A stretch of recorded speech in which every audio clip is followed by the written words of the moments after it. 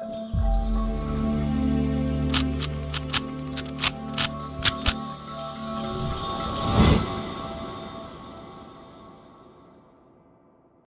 guys, welcome to Vibha Classes by Priya Thapar. I hope you like my videos. If you like my videos, please like, share and subscribe our channel. आज हम लोग class 12 mathematics के probability chapters का आपके साथ starting करेंगे, जो कि काफ़ी इंपॉर्टेंट और काफ़ी इंटरेस्टिंग और काफ़ी डिफिकल्ट भी लगता है बच्चों को। तो चलो स्टार्ट करते हैं बिना देरी के, क्योंकि हमारी वीडियोस के पीछे एक ही फंडा है, कम टाइम में कंसेप्ट ज़्यादा। तो आज हम आपको पहले समझाएंगे कि आपके पास कंडीशनल प्रोबेबिलिटी क्या होती है, जिस पर बेस्ड 13.1 एक्सरसाइज है। तो सबसे पहले हम इस कंसेप्ट को समझेंगे, इससे रिलेटेड 7 एग्जाम्पल्स देखेंगे और फिर हम करेंगे की पूरी एक्सरसाइज, राइट। तो चलो सबसे पहले, ताकि आपको ऐसा बिल्कुल महसूस ना हो कि आपने ट्यूशन नहीं लगाई, जैसे ट्यूशन सेंटर में या जैसे किसी भी टीचर के द्वारा आपको गाइड करा जाता है, बिल्कुल वैसे हम आप लोगों को गाइड करेंगे with the help of pen और पेपर ओनली। तो चलिए फटाफट स्टार्ट करते हैं। What do you mean by conditional probability? देखिए, मैंने यहां पर एक सिंबल लिखा है probability of A by B, जहां पर दो इवेंट है बेसिकली, एक इवेंट है ए, एक इवेंट है बी। इसमें जो ये बी इवेंट है ये ऑलरेडी गिवन है, या आप कह सकते हैं कि ये इवेंट ऑलरेडी हो चुका है, राइट। और इस इवेंट को ध्यान में रखते हुए हमें इवेंट ए की प्रोबेबिलिटी फाइंड आउट करनी है। तो कंडीशन क्या है? अगर बी हुआ है तो ए की प्रोबेबिलिटी निकालो, that is what conditional probability, right. एक एग्जांपल के तौर पर आपके पास 52 पैक का कार्ड है, 52 कार्ड्स होते हैं जिसके अंदर, अगर मैं आपको बोलूं कि उसमें से एक डायमंड लॉस्ट हो गया, दैट इज गिवन कि एक डायमंड लॉस्ट हो गया। अब बताओ कि डायमंड निकालने की प्रोबेबिलिटी क्या है? तो अगर मेरे को इस बात का ध्यान में रखते हुए कि एक डायमंड खो गया है, दैट इज गिवन, और इस बात की प्रोबेबिलिटी निकालनी है कि अब रिमेनिंग कार्ड में से डायमंड की प्रोबेबिलिटी क्या होगी, तो यहां पर एक कंडीशन को ध्यान में रखते हुए ही आपको प्रोबेबिलिटी निकालनी है, that is what conditional probability. तो दो इवेंट होंगे, एक डिपेंडेंट होगा, एक इंडिपेंडेंट होगा। तो बी यहां इंडिपेंडेंट है, जो ऑलरेडी हो चुका होगा, और ए जो है वो उस पर डिपेंडेंट है। ज्यादा अच्छे तरीके से इसका जो कंक्रीट आपको समझ में आएगा वो तभी समझ में आएगा जब आप एग्जाम्पल देखोगे, राइट। तो अभी हम इसको फॉर्मूले में समझते हैं। सबसे जरूरी क्या है, आपको ऊपर की प्रोबेबिलिटी निकालनी है और नीचे वाले की फाइंड आउट करनी है। तो यहां पर आपके पास फॉर्मूला होता है probability of A intersection B, और नीचे वाला जो गिवन है उसकी प्रोबेबिलिटी आपको दी होगी, that is probability of B. अगर ये probability of B upon A हो तो सेम ए इंटरसेक्शन बी या बी इंटरसेक्शन ए में कोई फर्क नहीं होता, लेकिन फिलहाल मैंने ये लिखा, और यहां पर जो नीचे लिखा है उसी की प्रोबेबिलिटी आपके पास क्या होगी, गिवन होगी, राइट। तो मेनली जो एक्सरसाइज है कंडीशनल प्रोबेबिलिटी पे बेस्ड है, मतलब एक सैंपल स्पेस होगा, उसमें ये वाला इवेंट हो चुका होगा, और इस इवेंट को ध्यान में रखते हुए आपने प्रोबेबिलिटी बी की निकालनी है या ए की निकालनी है, रिस्पेक्टिवली आप जो भी यूज करना चाहें, राइट। ये बस फॉर्मूला मैंने इसको इंटरचेंज करके लिखकर दिखाया। इसके अलावा 3 प्रॉपर्टीज एनसीईआरटी में मेंशन है, तो 1 मार्कर के पर्सपेक्टिव से इंपॉर्टेंट होंगी, तो आप जरूर करिए उनको। ये कहता है, मान लीजिए एक सैंपल स्पेस है, ठीक है ना। चलो एक एग्जांपल के तौर पे मैंने सैंपल स्पेस ले लिया, 1 2 3 4 5 6, मान ली हमने डाई थ्रो करी है, तो उसका सैंपल स्पेस यही होगा। अब ई इवेंट हमने ले लिया इवन नंबर, एक एग्जांपल के तौर पे, ठीक है, ई इवेंट ले लिया इवन नंबर 2 4 6, ठीक है। अगर मैं आपसे कहूं कि प्रोबेबिलिटी ऑफ सैंपल स्पेस निकालो अगर ई गिवन है, यानी इवन नंबर गिवन है और आपको सैंपल स्पेस की प्रोबेबिलिटी निकालनी है, तो फॉर्मूले के हिसाब से इन दोनों का ऊपर होता है इंटरसेक्शन और नीचे आती है आपके पास इस गिवन वाले की प्रोबेबिलिटी, राइट। अगर मैं सैंपल स्पेस और ई का इंटरसेक्शन करूं तो मेरे पास क्या आ जाएगी, प्रोबेबिलिटी ऑफ ई, और नीचे भी प्रोबेबिलिटी ऑफ ई, तो इसका आंसर क्या आ जाएगा 1। सिमिलरली अगर कोई एफ इवेंट है, एक एग्जांपल के तौर पे अगर मैं इसमें से प्राइम नंबर ले लूं सैंपल स्पेस में से, तो 2 आ गया, 3 आ गया, 5 आ गया, राइट। अभी कहता है सैंपल स्पेस अपॉन एफ, तो सबसे पहले फॉर्मूला अगर मैं बनाऊं तो सैंपल स्पेस इंटरसेक्शन एफ, और ये आ गया प्रोबेबिलिटी ऑफ एफ। अब आप इन दोनों का इंटरसेक्शन लोगे तो प्रोबेबिलिटी ऑफ एफ ही आएगी अपॉन प्रोबेबिलिटी ऑफ एफ। तो that is the sure shot कि आपके पास कभी भी ऐसे सैंपल स्पेस अपॉन पूछा हो कोई भी इवेंट, तो उसका आंसर कभी निकालने की जरूरत नहीं है, that is always 1, that is property 1। Now property 2 is basically an example कि अगर एक फॉर्मूला ही है बेसिकली कि अगर आपको ए यूनियन बी की प्रोबेबिलिटी निकालनी हो अगर एफ इवेंट गिवन हो, तो क्या फॉर्मूला लगाओगे, probability of A upon F, यानी यहां पर 3 कंडीशनल प्रोबेबिलिटी लगेंगी, यानी एफ गिवन है, ए की प्रोबेबिलिटी निकालो, probability of A upon F, probability of B upon F, और इंटरसेक्शन अपॉन एफ अलग से माइनस करना पड़ेगा। It's like probability of A plus probability of B minus intersection. आपने यूनियन के फॉर्मूले में पढ़ा होगा, याद है, कुछ ऐसा सा ही रिजेंबल कर रहा है, तो बिल्कुल उसी से आपको हेल्प होगी इसको याद करने में, राइट।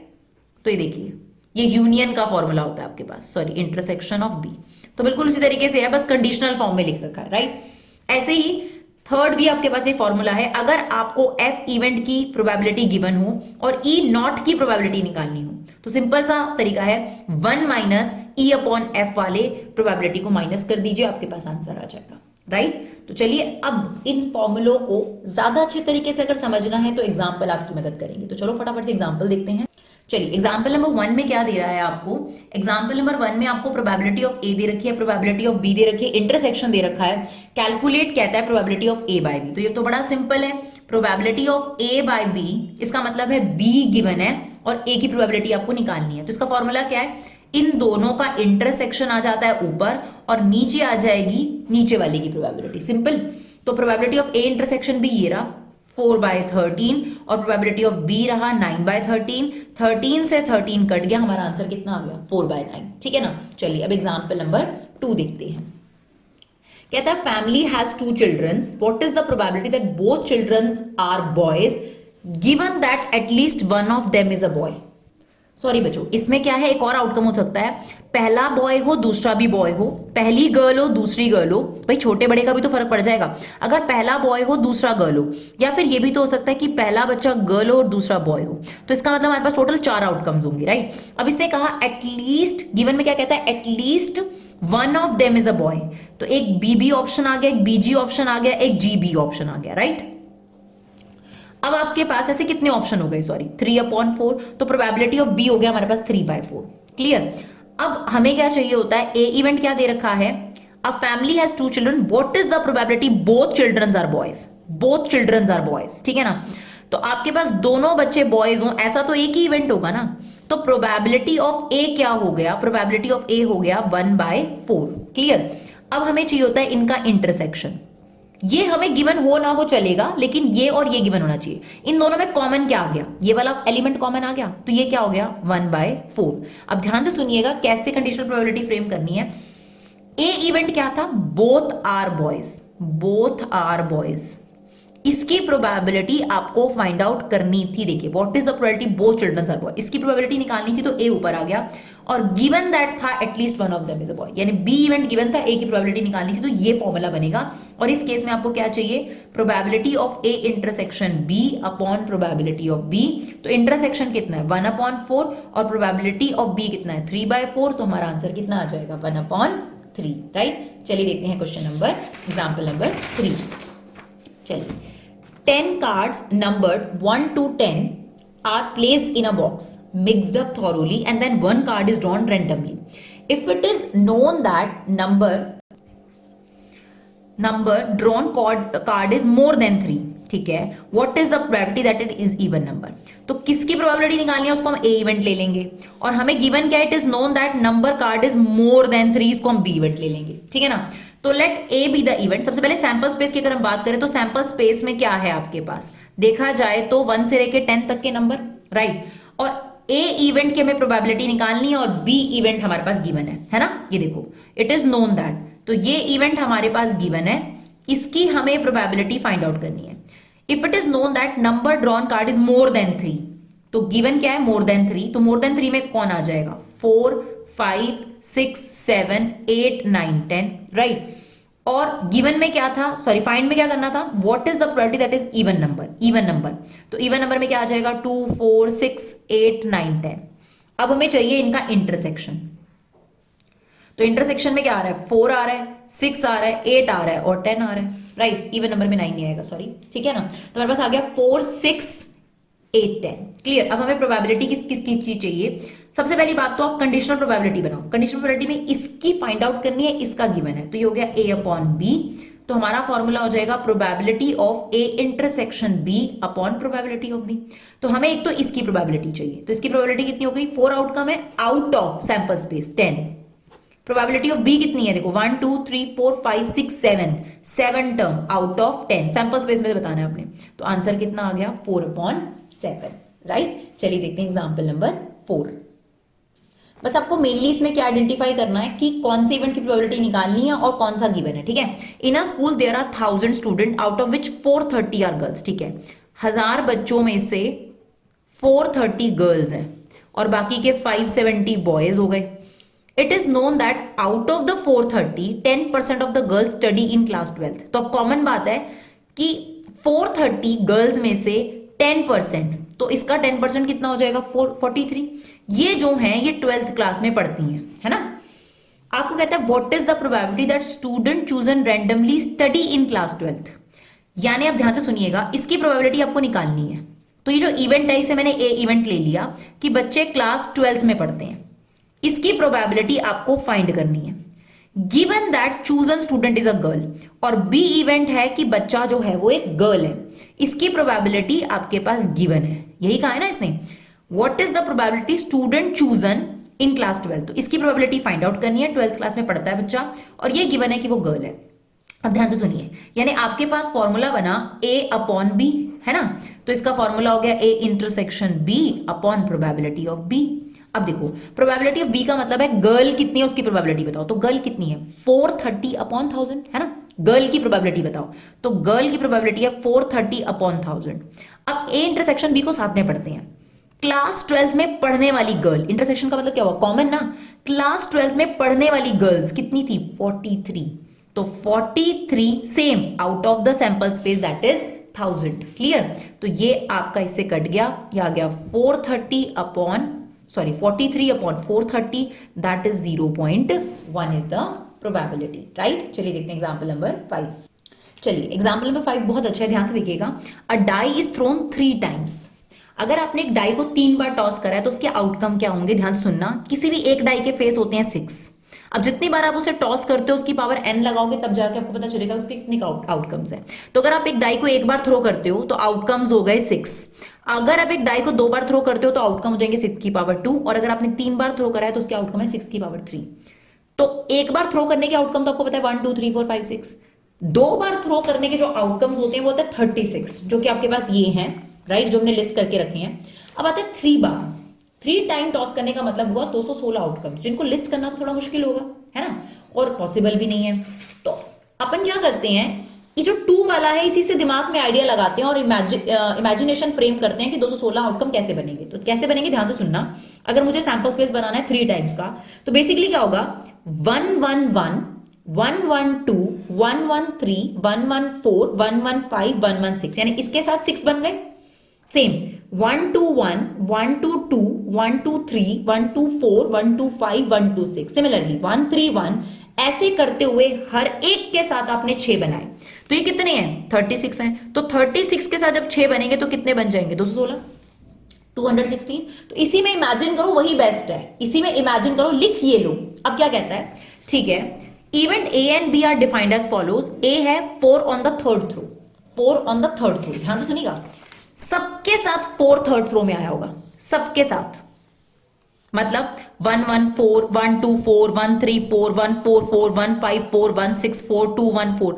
देखो ये है तुम्हारी फर्स्ट थ्रो, ये है सेकंड थ्रो। जब तुम लिखोगे 114 तो यहां हो गया थर्ड थ्रो। इसके साथ क्या आए होंगे 6 आउटकम आए होंगे 111 112 113। तो थर्ड थ्रो का मतलब है ये, तो 124 भी आया होगा, 134 भी आया होगा। तो ऐसे कितने आउटकम हो गए जिसमें तीसरे नंबर पे 4 आया होगा, 36 आउटकम्स, राइट। तो अगर मैं ए इवेंट को लिखने की कोशिश करूं तो ए इवेंट कुछ इस तरीके से दिखेगा 114 124 टिल लास्ट 664, राइट। मुझे नंबर ऑफ आउटकम तो पता चल ही गए, कितने नंबर ऑफ आउटकम्स है इसके अंदर 36 आउटकम्स है।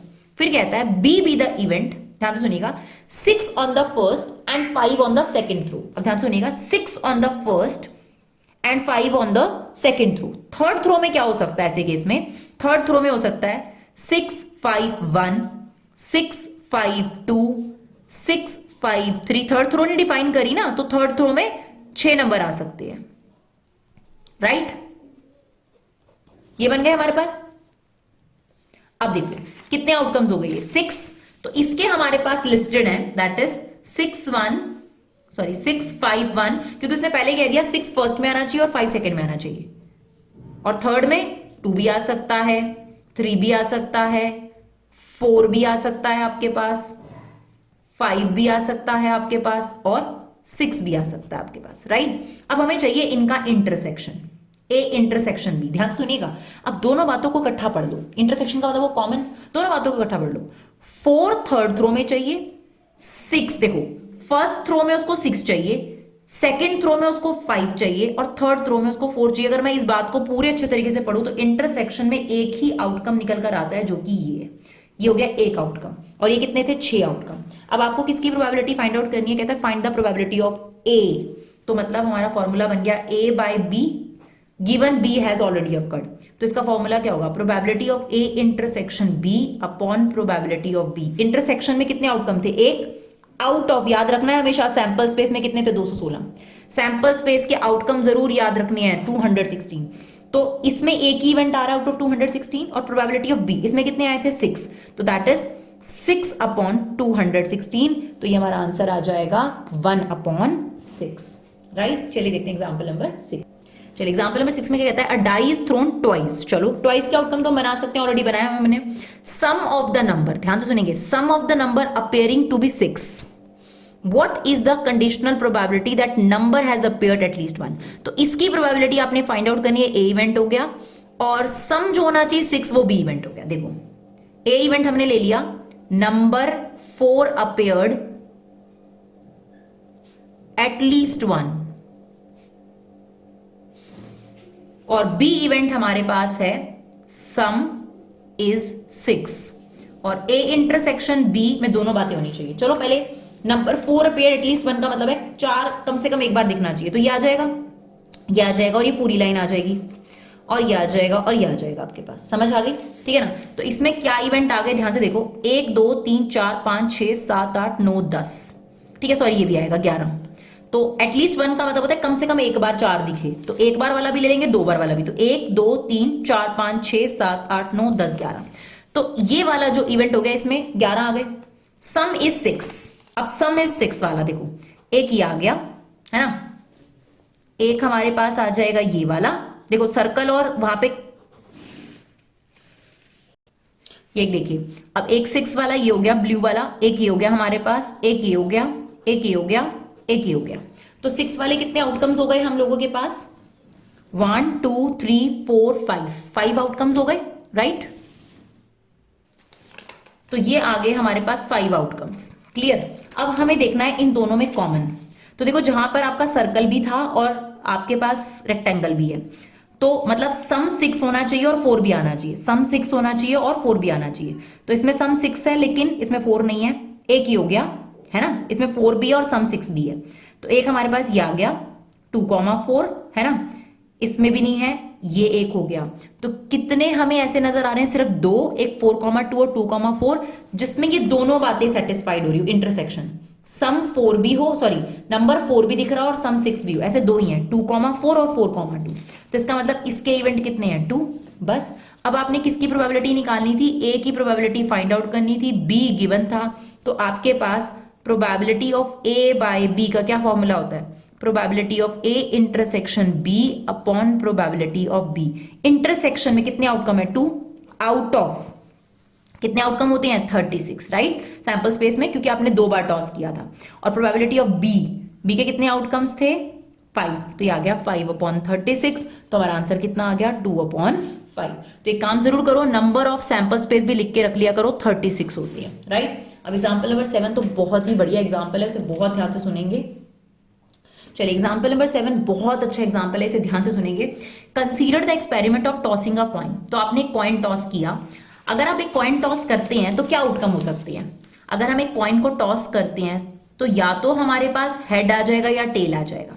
कहते हैं if the coin shows head toss it again, ठीक है, तो कहता है दोबारा टॉस कर दो, या तो फिर हेड आ जाएगा या टेल आ जाएगा, right, toss it again, but if it shows tail then throw a die. तो अगर टेल आया था स्टार्टिंग में बता रहा है तो आपने डाई थ्रो कर दी, ये सिचुएशन उसने बोली। कहता है कॉइन को अगर आपने टॉस करा तो हेड आ सकता है, टेल आ सकता है, अगर हेड आया हो तो कॉइन को दोबारा टॉस कर देना, और अगर टेल आया हो तो डाई थ्रो कर देना, सीधा फिर प्रोबेबिलिटी पर आ गया।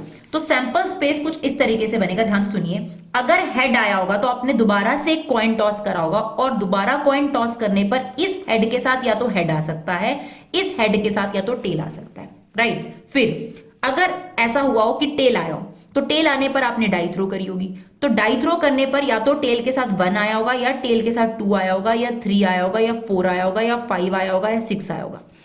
अब आपको लगेगा बाकी सब क्वेश्चंस की तरह इसमें जो आउटकम है वो ऐसे काउंट करेंगे 1 2 3 4 5 6 7 8, नहीं, बिल्कुल नहीं, क्योंकि इसमें मिक्सिंग ऑफ आउटकम हो गया, यानी कॉइन और डाई जो है वो एक साथ इकट्ठे कर दिए। तो यहां पर अगर आपको प्रोबेबिलिटी निकालनी थोड़े अलग तरीके से निकालेंगे, देखेंगे कैसे निकालेंगे। देखिए, अगर आपने इसकी प्रोबेबिलिटी निकालनी है तो हेड की प्रोबेबिलिटी क्या होती है, एक कॉइन में बताना 1/2, और सेम हेड की प्रोबेबिलिटी होती है 1/2, तो इसकी प्रोबेबिलिटी हो गई 1/4, ठीक है ना। सेम हेड की प्रोबेबिलिटी 1/2, टेल की प्रोबेबिलिटी 1/2, इंटू करके बताओगे, क्योंकि ये भी और ये भी इंटू तब होता है जब इंटू आपके पास ये भी करना है और ये भी करना है, तो इसकी प्रोबेबिलिटी भी 1/4 होगी। लेकिन इसकी प्रोबेबिलिटी क्या होगी, टेल की प्रोबेबिलिटी क्या होती है किसी भी कॉइन में हाफ, लेकिन 1 की प्रोबेबिलिटी डाई में क्या होती है 1/6, तो टी भी आया है और 1 भी आया है, तो 1/2 इंटू 1/6, तो इसकी प्रोबेबिलिटी कितनी है 1/12। तो यहां जितने भी हैं इनकी प्रोबेबिलिटी 1/12 है और इनकी 1/4 है। क्लियर। अब पढ़ते हैं ए और बी इवेंट क्या है। Find the conditional probability of event that die show number greater than 4। तो मैं जनरली ए इवेंट उसको ले रही हूं जिसकी मुझे प्रोबेबिलिटी फाइंड आउट करनी होती है।